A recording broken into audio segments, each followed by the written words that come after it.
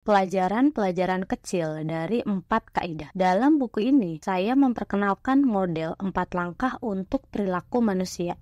Petunjuk, gairah, tanggapan, ganjaran. Kerangka ini tidak hanya mengajari kita cara menciptakan kebiasaan-kebiasaan baru, tapi juga menyingkapkan sejumlah wawasan menarik tentang perilaku manusia. Fase masalah: 1. Petunjuk, 2. Gairah. Fase solusi: 3. Tanggapan, 4. Ganjaran. Dalam subbab ini, saya menghimpun sejumlah pelajaran dan akal sehat yang ditegaskan oleh model tersebut. Tujuan contoh-contoh ini adalah menekankan betapa bermanfaat dan luas kerangka ini ketika menjelaskan perilaku manusia. Begitu memahami model ini, Anda akan menyaksikan contoh di mana-mana. Kesadaran datang sebelum hasrat. Gairah atau hasrat meluap-luap terjadi ketika Anda memberi makna pada suatu petunjuk. Otak Anda membangun emosi atau perasaan untuk menjelaskan situasi Anda yang saat ini. Dan itu berarti gairah hanya dapat terjadi setelah Anda melihat kesempatan. Kebahagiaan muncul ketika hasrat tidak ada. Ketika Anda melihat suatu petunjuk tapi tidak ingin mengubah situasi, berarti Anda puas dengan situasi saat ini. Kebahagiaan bukan tentang peraihan kenikmatan yang setara dengan kegembiraan atau kepuasan, tapi terkait dengan ketiadaan hasrat. Kebahagiaan datang ketika Anda tidak merasakan desakan untuk merasakan hal yang berbeda. Kebahagiaan adalah situasi yang Anda masuki ketika tak lagi ingin mengubah situasi Anda. Kendati demikian, kebahagiaan tidak abadi karena selalu ada hasrat baru yang mendatangi Anda. Seperti kata Kate Budris, kebahagiaan adalah ruang antara satu hasrat yang terpuaskan dan hasrat baru yang sedang terbentuk. Begitu pula penderitaan adalah ruang antara gairah untuk mengubah keadaan dan saat ketika perubahan itu tercapai. Yang kita kejar adalah gagasan tentang kenikmatan. Kita mengejar bayangan kenikmatan yang kita munculkan dalam pikiran. Saat beraksi, kita tidak tahu akan seperti apa untuk mendapatkan gambaran itu, atau bahkan apakah hal itu akan memuaskan kita. Rasa puas baru datang setelahnya. Inilah yang dimaksudkan oleh ahli saraf Austria Viktor Frankl ketika mengatakan bahwa kebahagiaan tidak dapat dikejar. Kebahagiaan harus terjadi, hasrat dicari, kenikmatan berasal dari aksi. Damai terjadi ketika Anda tidak mengubah pengamatan Anda menjadi masalah. Langkah pertama dalam suatu perilaku adalah pengamatan. Anda melihat petunjuk sebagai informasi peristiwa. Jika tidak ingin beraksi terhadap apa yang Anda amati, berarti Anda merasa damai. Gairah terkait dengan keinginan memperbaiki sesuatu. Pengamatan tanpa gairah adalah kesadaran bahwa Anda tidak perlu memperbaiki apapun. Hasrat Anda bukanlah sesuatu yang tak terkendali. Anda tidak berhasrat mengalami perubahan situasi. Pikiran Anda tidak membangkitkan masalah yang harus Anda pecahkan. Anda semata mengamati dan hadir dalam situasi itu. Dengan mengapa yang cukup kuat, Anda dapat mengatasi bagaimana yang seperti apapun. Friedrich Nietzsche, filsuf dan penyair Jerman, terkenal karena menulis, ia yang memiliki mengapa untuk hidup mampu menanggung hampir semua bagaimana. Frasa ini mengandung kebenaran penting tentang perilaku manusia. Jika motivasi dan hasrat Anda cukup besar, yaitu mengapa Anda beraksi, Anda akan beraksi bahkan ketika yang Anda hadapi sangat sulit. Hasrat yang besar dapat menghasilkan aksi yang dahsyat, bahkan ketika hambatan terbilang tinggi. Merasa ingin tahu itu lebih baik daripada menjadi orang cerdas. Termotivasi dan memiliki rasa ingin tahu lebih berperan daripada menjadi cerdas. Karena inilah yang membuat orang beraksi. Kecerdasan tidak akan pernah memberikan hasil dengan sendirinya karena tidak menggerakkan Anda untuk beraksi. Hasrat bukan kecerdasan yang memicu perilaku. Seperti kata Naval Ravikant, kunci untuk melakukan sesuatu adalah menumbuhkan hasrat atas sesuatu itu. Emosi menggerakkan perilaku.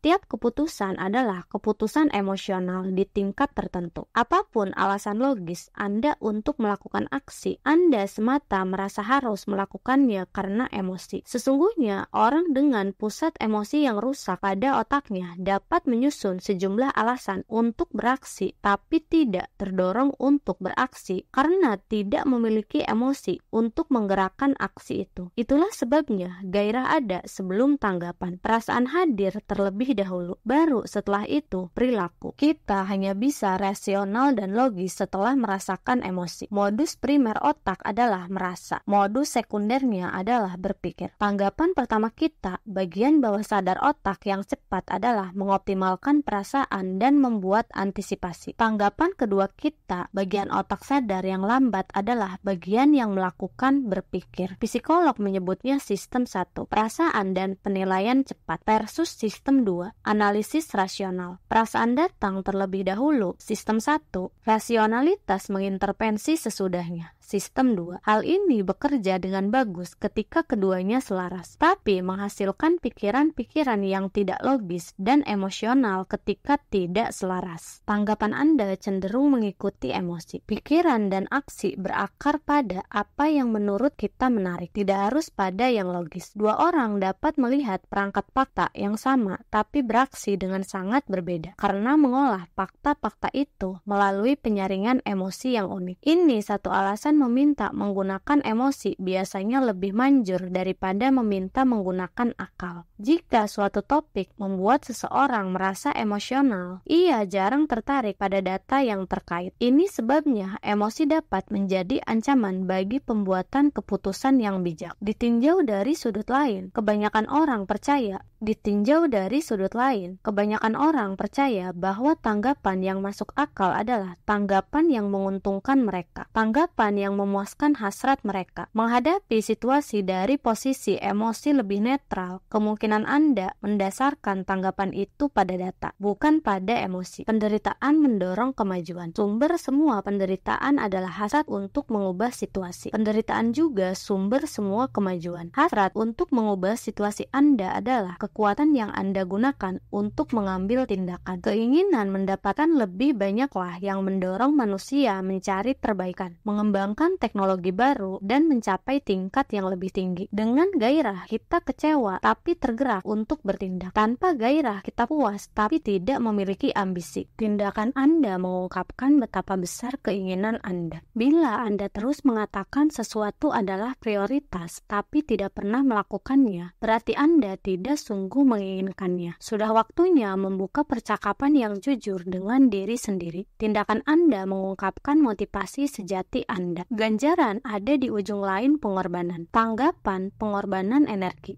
selalu mendahului ganjaran. Pengumpulan sumber daya. Ganjaran hanya datang setelah energi dikerahkan. Pengendalian diri itu sulit karena langkah ini tidak mendatangkan kepuasan. Ganjaran adalah hasil yang membuat gairah terpuaskan. Ini menjadikan pengendalian diri tidak efektif karena menghalangi keinginan biasanya tidak memecahkannya. Menghalangi godaan tidak memuaskan hasrat. Langkah itu semata mengabaikannya. Pengendalian diri menciptakan ruang untuk berlalunya hasrat. Pengendalian diri menuntut Anda melepaskan hasrat, bukan memuaskannya. Harapan kita menentukan kepuasan kita. Kesenjangan antara gairah dan ganjaran yang akan kita terima menentukan seberapa besar kepuasan yang kita rasakan sesudah melakukan tindakan. Bila kesesuaian antara harapan dan hasil bersifat positif, ada kejutan dan ketakjuban. Berarti kita lebih mungkin mengulang suatu perilaku di masa mendatang. Bila kesesuaian itu negatif, ada kekecewaan dan frustasi. Berarti kecil kemungkinan untuk melakukan hal seperti itu lagi. Sebagai contoh,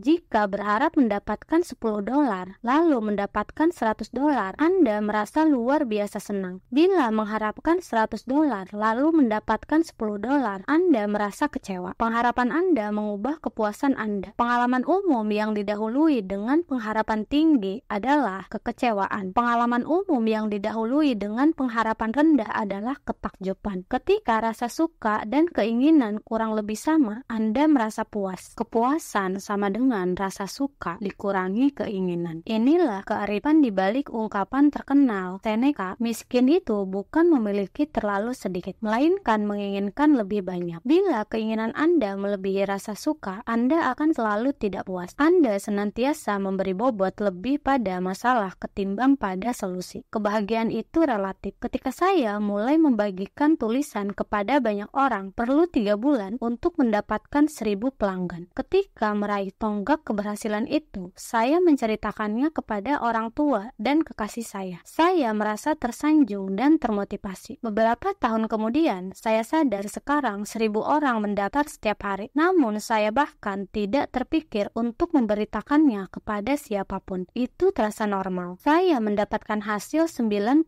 kali lebih cepat daripada sebelumnya. Tapi kegembiraan saya hanya bertambah sedikit. Baru beberapa hari kemudian saya sadar betapa absurd rasanya ketika saya tidak merayakan sesuatu yang beberapa tahun sebelumnya hanya suatu mimpi yang mustahil. Nyeri akibat kegagalan berkolerasi dengan tingginya pengharapan. Ketika hasrat itu tinggi, sakit rasanya ketika hasilnya tidak Anda sukai. Gagal mendapatkan sesuatu yang Anda inginkan mendatangkan rasa sakit lebih daripada gagal mendapatkan sesuatu yang sebelumnya tidak begitu Anda pikirkan. Ini sebabnya orang mengatakan, saya tidak ingin berharap lagi. Perasaan datang sebelum dan setelah perilaku. Sebelum mengambil tindakan, ada perasaan yang memotivasi Anda untuk melakukannya. Gairah, hasrat, nafsu, atau sekedar keinginan. Setelah beraksi, ada perasaan yang mengajari Anda untuk mengulang tindakan itu di masa mendatang. Rasa dihargai, petunjuk lebih besar, gairah dalam kurung perasaan lebih besar, tanggapan lebih besar, ganjaran dalam kurung perasaan.